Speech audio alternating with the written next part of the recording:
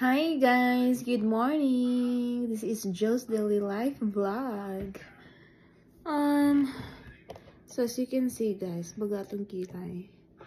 Mo-attend mi og birthday party ni Grayson later. So nagligo na ko og sa Joe. Nanghinlo magud ko ganiha guys. Tapos sige na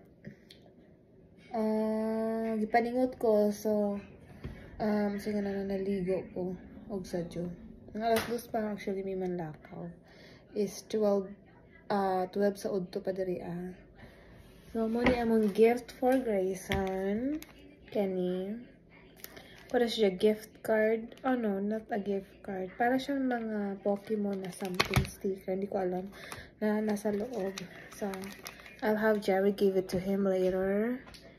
And first time naming init dire og kusog, pero kuan paghapon guys, kanang saya na tugnaw paghapon.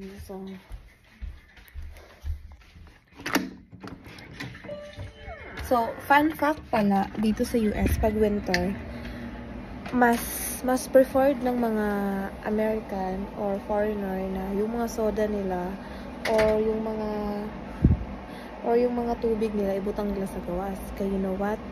Mas malamig pa yung mga soft drinks or kahit anong mga drinks na ibutang mo sa gawas kaysa mga ibutang sa ref. Look. Ayan. Nilagay namin dito yung soft drinks. Sobra siyang kalamig guys. Sobra kalamig. Mas malamig pa sa soft drinks na nilagay ko sa ref. Tapos as you can see, ito pang grill pala to. Na-mention na ako sa unang video na ako na maghimo si Nikki o ganang hand-pulled pork. So, ayan, ginrill niya muna dyan. So, sabi niya 12 hours daw yung luto niya. So, sakto, pag-uwi namin mamaya mga alas 7. Kasi alas 7, alas 8 niya inumpisahan. Luto na siya. Tapos, ito, syoko lang. Alam, dami namin kalat sa porch. Ayan, ang init. Tapos, alam mo guys, yung itong kahoy na yan, ito. Peach tree yan. So, pag summer, mabuhi si Jag Utro. Karon winter kasi, so, taglaga. So, ayan. Ang init, diba? Ayun, yun yung ano namin. Ang tawag dun? Para siyang stock room, pero shed yung tawag nila diri. So, as you can see, mainit siya.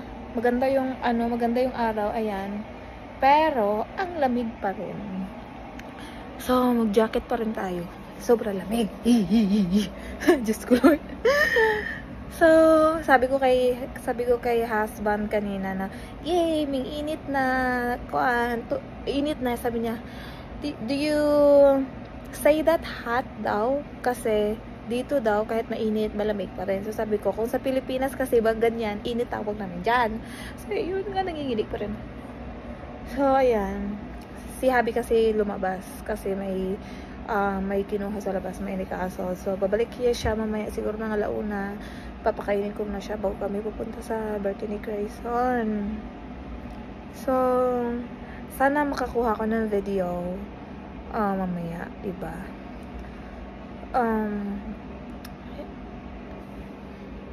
Ang say nga na, guys, help me support my YouTube channel. I'm a Filipina by the way, but I married a Vietnamese, but he is a US citizen dito. So, please support my channel. Kindly like, subscribe na rin. And kung mayroon kayong mga i-suggest na gawing video, just comment. You know, you subscribes me, I will subscribe you back. So, if you follow me, I'll follow back. Ganun lang. So, yun lang. Share ko lang na kahit mainit dito ngayon, pero since winter, malamig pa rin. Kurog-kurog paghapon ta. So, yun lang.